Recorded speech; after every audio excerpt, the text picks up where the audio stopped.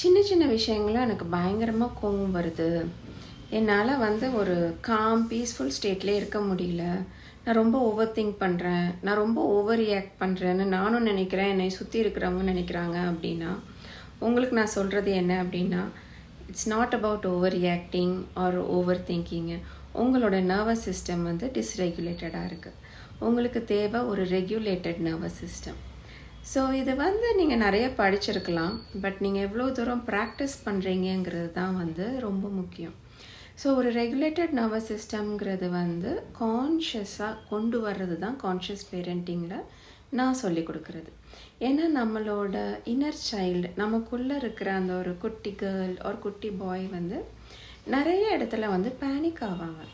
என்ன பண்ணுறதுன்னு தெரியாது, ரொம்ப ஓவர்வெல்ம்டாக இருப்பாங்க, எக்ஸாஸ்டடாக இருப்பாங்க. ஸோ நம்மளை புரிஞ்சிக்கிறதுக்கு, நம்மளை பேம்பர் பண்ணுறதுக்கு, நம்மளை லவ் பண்ணுறதுக்கு யாரும் இல்லை, ஒரு மாதிரி லோன்லியாக, இந்த மாதிரி நிறைய இஷ்யூஸ்ன்னு சொல்லலாம், சேலஞ்சஸ்ன்னு சொல்லலாம், ப்ராப்ளம்ஸ்ன்னு சொல்லலாம். இந்த மாதிரி நிறைய நம்ம வச்சுருப்போம். இல்லை, எனக்கு அந்த மாதிரி நிறைய இருந்தது.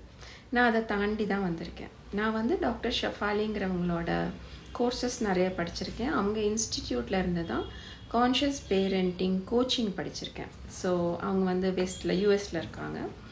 ஸோ நான் M certified conscious parenting coach. என்னோட மெயின் லேர்னிங் சொல்லிக் கொடுக்குறது எல்லாமே எமோஷ்னல் ஹீலிங் தான். ஸோ எங்கெல்லாம் நம்ம ஓவர் ரியாக்ட் ஆகிறோம், ஓவர் திங்க் பண்ணுறோம், இது எல்லாமே நம்ம கான்ஷியஸாக நம்ம ஸ்டெப்ஸ் எடுத்தோன்னா காம் டவுன் ஆகலாம். நமக்கு என்ன வேணும், என்ன வேணாம், இதெல்லாம் கிளியராக தெரிஞ்சுக்கலாம். இதானே வேணும் நமக்கு. லைஃப் ஒரு காமாக பீஸ்ஃபுல்லாக என்ன பிரச்சனை வருதோ அதை கொஞ்சம் ஈஸியராக மேனேஜ் பண்ணிவிட்டு முன்னாடி போயிட்டு அப்படி இருந்தால் கொஞ்சம் நல்லா இருக்கும்ல லைஃபு. என்னோடய லைஃப்பை நான் அப்படி தான் மாற்றிக்கிட்டேன். இதை தான் நான் கான்ஷியஸ் பேரண்டிங்கில் சொல்லியும் கொடுக்குறேன்.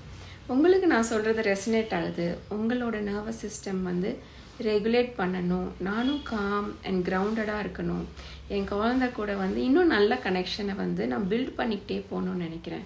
ஏன்னா எதுவுமே டெஃபினிட் கிடையாதுல்ல, எதுவுமே இம்ப்ரூவ் பண்ணிக்கிட்டே போகலாம். நம்மளை இம்ப்ரூவ் பண்ணிட்டே போகலாம், கனெக்ஷனை இம்ப்ரூவ் பண்ணிகிட்டே போகலாம், லேர்னிங் இம்ப்ரூவ் பண்ணிட்டே போகலாம். எதுக்குமே எண்டே கிடையாது.